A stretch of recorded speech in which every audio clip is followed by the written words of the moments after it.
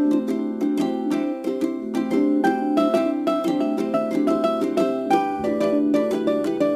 Everyone, welcome back to Barika classes. मैं हूँ रिचा श्रीवास्तव। मैं आपका क्लास 9th का बायोलॉजी की चैप्टर्स कंप्लीट कर रही हूँ, जिसमें मैंने आपके 2 चैप्टर ऑलरेडी कंप्लीट कर दिए हैं। पहला था सेल और दूसरा था टिश्यू। ये थर्ड चैप्टर आपका चल रहा है डाइवर्सिटी इन लिविंग ऑर्गेनिज्म। इसमें भी मैंने आपको कुछ टॉपिक पढ़ा दिए हैं, जैसे डाइवर्सिटी क्या होती है, कितने किंगडम में ऑर्गेनिज्म को डिवाइड किया है, Monera, protista, fungi, Plantae, animalia, जिसमें आपका 3 किंगडम कंप्लीट हो चुका है। ये आपका चौथा किंगडम चल रहा है प्लांटी, जिसमें मैंने आपको बताया था कि प्लांट्स को भी उनके कैरेक्टर्स के बेसिस पर और भी डिविजन्स में डिवाइड किया गया है। जैसे डिवीजन थैलोफाइटा, फिर दूसरा था ब्रायोफाइटा, तीसरा है टेडोफाइटा, चौथा है जिम्नोस्पर्म और ये पांचवा आज मैं आपको एक्सप्लेन करने जा रही हूँ, एंजियोस्पर्म्स। ठीक है, जिम्नोस्पर्म में क्या था कि जो सीड थे वो डेवलप्ड फॉर्म में नहीं थे, मतलब सीड डेवलप थे लेकिन वो नेकेड फॉर्म में थे, उनके चारों तरफ फ्रूट की कोटिंग नहीं पाई जा रही थी। क्रिप्टोगैम्स और फेनरोगैम्स, ये 2 चीजें मैंने आपको बताई थी।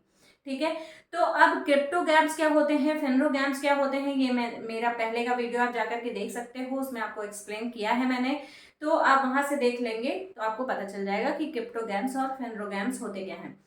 अब आपने देखा रहा होगा, आपने सुना होगा कि क्रिप्टोगैम्स मतलब जिनमें फ्लावर का फॉर्मेशन या फ्रूट का फॉर्मेशन नहीं होता है, और फेनरोगैम्स जिनमें फ्रूट का फॉर्मेशन होता है।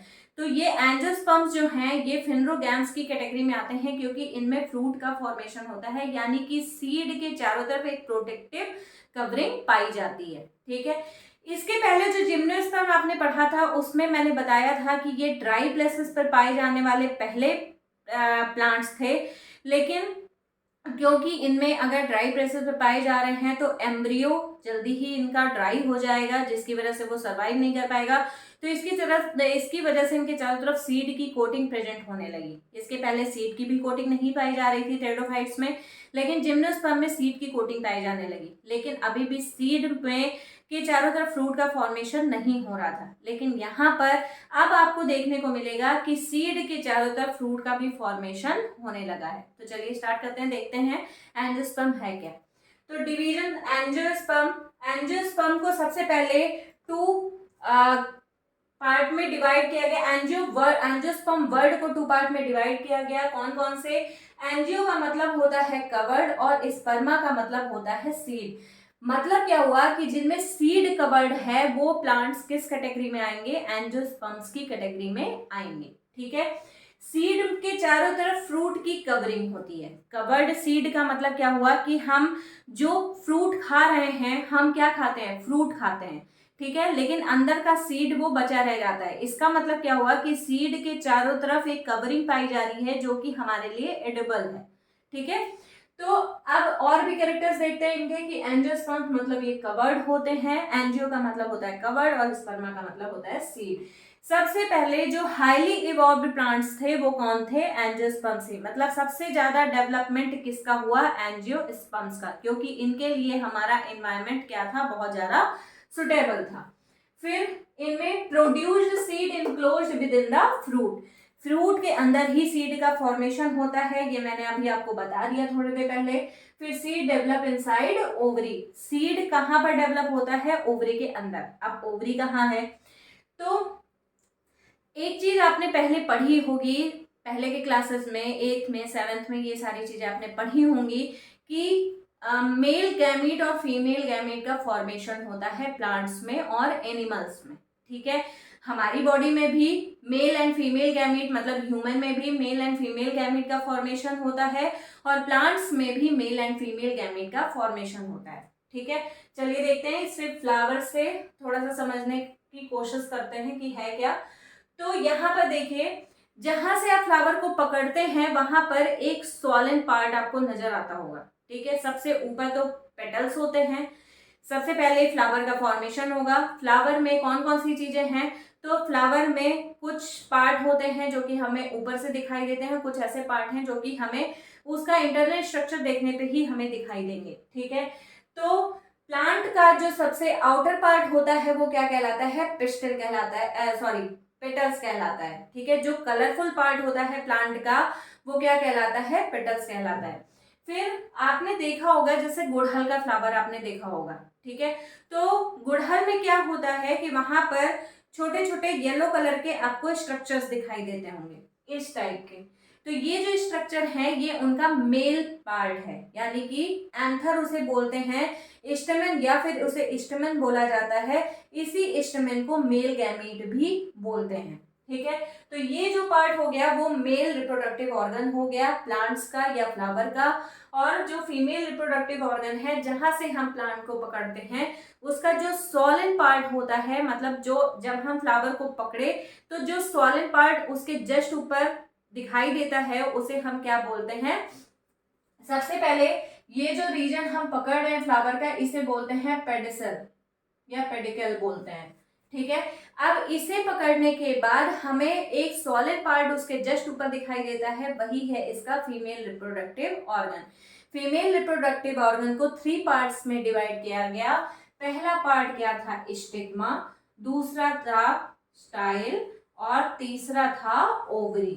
ठीक है, 3 पार्ट में फीमेल रिप्रोडक्टिव ऑर्गन को डिवाइड किया गया है एंजियोस्पर्मिक प्लांट्स में। पहला है स्टिग्मा, दूसरा है स्टाइल और तीसरा है ओवरी। इसका जब हम स्ट्रक्चर देखते हैं, यहाँ देख लेते हैं, इसका जब हम स्ट्रक्चर देखते हैं तो इस तरीके का स्ट्रक्चर हमें दिखाई देता है स्टिग्मा, स्टाइल एंड ओवरी का। ये है इसका स्ट्रक्चर।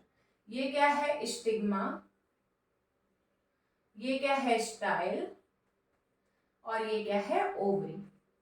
ठीक है, अब फ्लावर में रिप्रोडक्शन की प्रोसेस कैसे हो रही है या एंजियोस्पर्मिक प्लांट्स में रिप्रोडक्शन की प्रोसेस कैसे हो रही है, तो सबसे पहले ये जो मेल गैमीट है वो फीमेल गैमीट के पास तक पहुंचता है। ये प्रोसेस क्या कहलाती है, पॉलिनेशन कहलाती है। ठीक है, मतलब एंजियोस्पर्मिक प्लांट्स में क्या होता है, पॉलिनेशन की प्रोसेस होती है। तो सबसे पहले जब फ्लावर में रिप्रोडक्शन की प्रोसेस होनी होती है तो वहां पर सबसे पहले किस चीज की प्रोसेस होती है, पॉलिनेशन की। पॉलिनेशन 2 तरीके का होता है, एक होता है सेल्फ पॉलिनेशन, दूसरा होता है क्रॉस पॉलिनेशन। ठीक है, सेल्फ तो नाम से ही पता चल रहा है, मतलब खुद, जिसका मेल गैमीट उसी प्लांट पर प्रेजेंट हो या उसी फ्लावर के पास प्रेजेंट हो। जैसे यहाँ पर आपको दिख रहा होगा फीमेल गैमीट भी है और मेल गैमीट भी है, दोनों एक ही फ्लावर पर पाए जा रहे हैं। तो अब वहां पर जो रिप्रोडक्शन होगा वो सेल्फ होगा, मतलब यहीं का स्टेमन यहीं के ओवरी को जाकर के फर्टिलाइज करेगा, सॉरी ओवा को जाकर के फर्टिलाइज करेगा। ठीक है, तो वो पॉलिनेशन कौन सा हो गया, सेल्फ पॉलिनेशन। क्रॉस पॉलिनेशन क्या होता है, जिसमें एक फ्लावर का मेल गैमीट दूसरे फ्लावर के मेल गैमीट के पास तक पहुंचे। मतलब अलग अलग ब्रांचेस पे या अलग अलग प्लांट्स में ये फ्लावर प्रेजेंट होंगे तो एक फ्लावर का मेल गैमीट दूसरे फ्लावर के फीमेल गैमीट तक पहुंचेगा।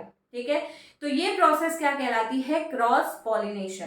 तो क्रॉस पॉलिनेशन और सेल्फ पॉलिनेशन के थ्रू इनमें पॉलिनेशन की प्रोसेस हुई, जिसकी वजह से मेल गैमीट कहाँ पहुंचा, फीमेल गैमीट के पास तक। अब मेल गैमीट कहाँ पहुंचेगा, सबसे पहले ये मेल गैमीट पहुंचेगा कहाँ पे, स्टिग्मा पे। ठीक है, स्टिग्मा के पास एक चिपचिपी सी लेयर होती है, वो चिपचिपी लेयर इसको अट्रैक्ट करने का काम करती है। फिर उसके बाद ये जो मेल गैमीट है वो कहाँ पहुंचेगा, स्टाइल से होते हुए ये ओवरी के पास तक पहुंचेगा। अब यहाँ पर देखो ओवरी के पास क्या पाए जा रहे हैं, ओवा यानी कि सीड पाए जा रहे हैं। ठीक है, ओवा पाए जा रहे हैं या एग पाए जा रहे हैं। तो यहाँ पर क्योंकि एग पाया जा रहा है तो ये आकर के मेल गैमीट, एग क्या है, फीमेल गैमीट है, तो मेल गैमीट आकर के फीमेल गैमीट या ओवा को फर्टिलाइज करेगा।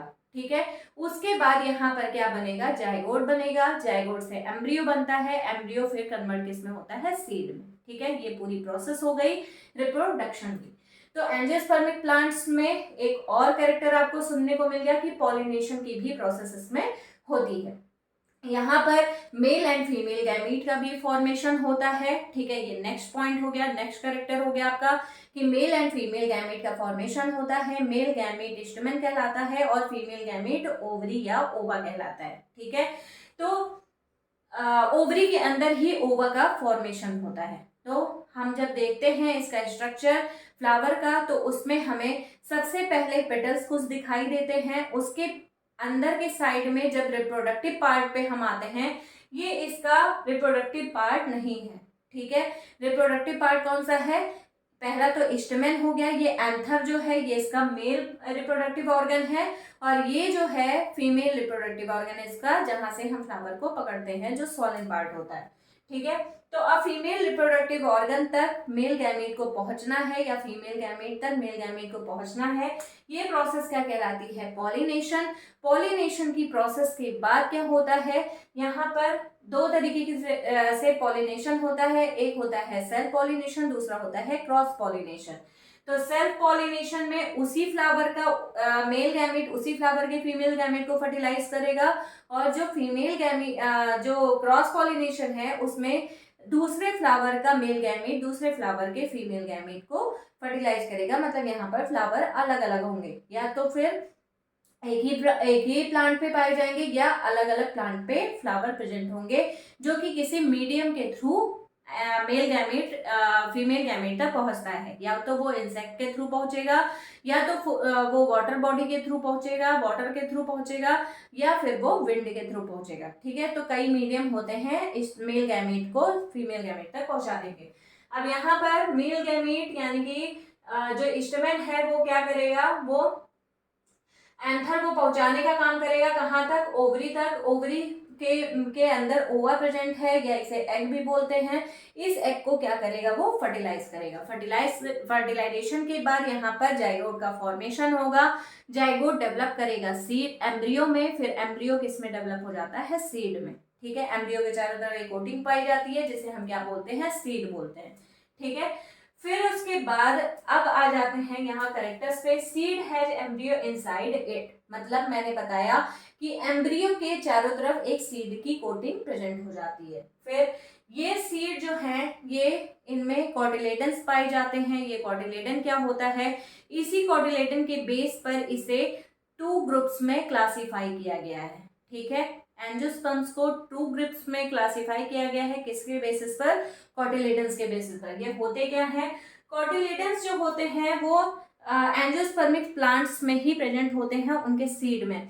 उनके सीड के अंदर सबसे पहले जब सीड का जर्मिनेशन होना होता है, जैसे आप जब किसी प्लांट को ग्रो करवाते हैं तो सबसे पहले सॉइल के अंदर सीड को डाला जाता है, ठीक है। जब उसका फेवरेबल कंडीशन आ जाती है तो वहां पर सीड में जर्मिनेशन की प्रोसेस होती है, ठीक है। जैसे आपने घरों में अपने चना भिगाया, चना में आपको देखा होगा कि वाइट वाइट कलर की कुछ डंडी दिखाई देती है, मतलब वो जर्मिनेट हो गया है, ठीक है। यही स्ट्रक्चर बाकी के सीड में भी दिखाई देता है। तो ये मान लो सीड है, सीड में इस तरीके से स्ट्रक्चर बनने लगता है। ये स्ट्रक्चर एक अपवर्ड डायरेक्शन में बनता है, एक डाउनवर्ड डायरेक्शन में बनता है, ठीक है। सीड जर्मिनेशन के टाइम पे जब फेवरेबल कंडीशन होती है तो सीड जर्मिनेट करते हैं। सीड में एक पार्ट जो है वो नीचे की तरफ मतलब डाउनवर्ड डायरेक्शन में ग्रो करता है, जिसे हम रूट बोलते हैं, और जो अपवर्ड डायरेक्शन में मूव करता है उसे हम क्या बोलते हैं? शूट बोलते हैं, ठीक है। ये सीड की जब कोटिंग हटती है तो यहाँ पर क्या होता है, ये यहाँ से लीफ का फॉर्मेशन होना स्टार्ट हो जाता है। तो ये जो लीफ का फॉर्मेशन हो रहा है वो किसकी वजह से हो रहा है? कॉटिलेडन्स की वजह से। इसी सीड के अंदर कॉटिलेडन्स पाए जाते हैं, यही कॉटिलेडन्स आगे चल के लीफ में डेवलप करते हैं, ठीक है। इसीलिए कॉटिलेडन्स को हम सीड लीफ भी बोलते हैं, ठीक है, क्योंकि सीड में जो लीफ का फॉर्मेशन हो रहा है सीड से, वो लीफ का फॉर्मेशन स्टार्टिंग में कहाँ से हो रहा है? इसी कॉटिलेडन्स से, ठीक है। अब कॉटिलेडन्स किसी किसी में एक होते हैं, किसी किसी में 2 होते हैं, तो इसी के बेसिस पर कॉटिलेडन्स को 2 पार्ट में डिवाइड किया गया। पहला क्या है? मोनोकॉटिलेडन्स, और दूसरा क्या है? डाइकॉटिलेडन्स, ठीक है। Mono and die. मोनो का मतलब एक, जिसमें सिंगल कॉटिलेडन हो उसे मोनोकॉटिलेडनस प्लांट बोलेंगे, और जिसमें डबल कॉटिलेडन्स हो उसे हम डाइकॉटिलेडनस प्लांट बोलते हैं, ठीक है। इतना समझ में आया। अब मोनोकॉटिलेडन्स और डाइकॉटिलेडन्स के कई सारे कैरेक्टर्स हैं जिसके बेसिस पर इन्हें डिवाइड किया गया, वो मैं आपको नेक्स्ट लेक्चर में बताऊंगी कि मोनोकॉट और डाइकॉट में डिफरेंस क्या है, ठीक है। इतना फिर से देख लेते हैं। ये सबसे लार्ज डिवीजन है किंगडम प्लांटी का, एंजियोस्पर्म्स। इसको जब डेरिवेट किया जाता है यानी कि इसके जब एंजियोस्पर्म्स को वर्ड को 2 ग्रुप्स में डिवाइड किया जाता है। तो 2 पार्ट में जब डिवाइड किया जाता है तो एंजियो का मतलब होता है कवर्ड और स्पर्मा का मतलब होता है सीड। मतलब जहां पर कवर्ड सीड पाए जाए मतलब वो कौन सा प्लांट हुआ, एंजियोस्पर्मिक प्लांट्स हुआ। कवर्ड सीड का मतलब क्या हुआ, जैसे हम जिम्नोस्पर्म्स में देखे थे वहां पर कवर्ड सीड नहीं था, सीड नेकेड फॉर्म में था। ठीक है, पाइनस के कोन की बात मैंने किया था वहां पर। जब आप हिली एरिया में जाएंगे तो वहां पर आपको कोन लाइक स्ट्रक्चर देखने को मिलेगा जिसके चारों तरफ कोई भी फ्रूट की कोटिंग नहीं होती है। ठीक है, तो उसे क्या बोलते हैं हम, एंजियोस्पर्म्स, सॉरी, उन्हें जिम्नोस्पर्म्स की कैटेगरी में रखा गया है। और इसमें क्या होता है, जो भी हम फ्रूट खा रहे हैं उसमें जैसे एप्पल खाया हमने, मैंगो खाया हमने, तो वहां पर बीच में एक सीड पाया जाता है, बाकी का जो फ्रूट एरिया है उसे ही हम खाते हैं, सीड को नहीं खाया जाता। ठीक है, तो वही कवरिंग जो है वो एंजियोस्पर्मिक प्लांट्स में पाई जाती है। फिर ये हाईली इवॉल्व्ड प्लांट्स होते हैं, मतलब हमारे आसपास जो भी प्लांट्स दिखाई दे रहे हैं वो सब किस कैटेगरी में आते हैं, एंजियोस्पर्मिक प्लांट्स की कैटेगरी में आते हैं। इन्हें और भी कैटेगरी में डिवाइड किया गया है, जैसे हर्ब, श्रब, ट्री, ये कई कैटेगरी में डिवाइड भी किए गए हैं। ठीक है, फिर प्रोड्यूस होते हैं क्या, सीड, और इनके चारों तरफ फ्रूट की कवरिंग पाई जाती है। सीड के अंदर किस चीज का फॉर्मेशन होता है, एम्ब्रियो का फॉर्मेशन होता है। ठीक है, ये मैंने यहाँ पर बता दिया कि सीड के अंदर एम्ब्रियो का फॉर्मेशन होता है। मतलब सबसे पहले जाइगोट बनेगा, जाइगोट से एम्ब्रियो बनेगा, एम्ब्रियो से फिर सीड का फॉर्मेशन होगा। तो सीड के अंदर क्या प्रेजेंट हुआ, एम्ब्रियो। ठीक है, ओवरी के कहाँ पर डेवलप होता है, फ्रूट के अंदर। ठीक है, ये आपका जब फ्रूट का फॉर्मेशन कब होगा, जब ये प्रॉपर ओवरी जब मेच्योर हो जाएगी तो उस टाइम पे ये जो पेटल्स आपको दिख रहे हैं वो गिर जाएंगे, और ये पेटल्स गिरने की वजह से ये ओवरी और ज्यादा स्वेल कर जाती है और बाद में ये कन्वर्ट किस में हो जाती है, फ्रूट में। ठीक है, तो ओवरी से ही डेवलपमेंट किसका होता है, फ्रूट का डेवलपमेंट होता है। ठीक है, seed has embryo inside it, ये मैंने बता दिया। और इनमें कॉटिलेडन्स पाए जाते हैं। ये कॉटिलेडन्स आगे चल के एंजियोस्पर्म्स को 2 ग्रुप्स में इन्हीं कॉटिलेडन्स के बेसिस पर डिवाइड किया गया है। ठीक है, मोनोकॉट और डाइकॉट। ये नेक्स्ट लेक्चर में मैं आपको डिफरेंस बताऊंगी कि इनमें और डिफरेंस क्या है मोनोकॉट और डाइकॉट में। बेसिक डिफरेंस यही है कि एक में सिंगल कॉटिलेडन पाया जाता है और डाइकॉट में डाई का मतलब होता है 2, इसका मतलब इनमें डबल कॉटिलेडन पाया जाएगा। ठीक है,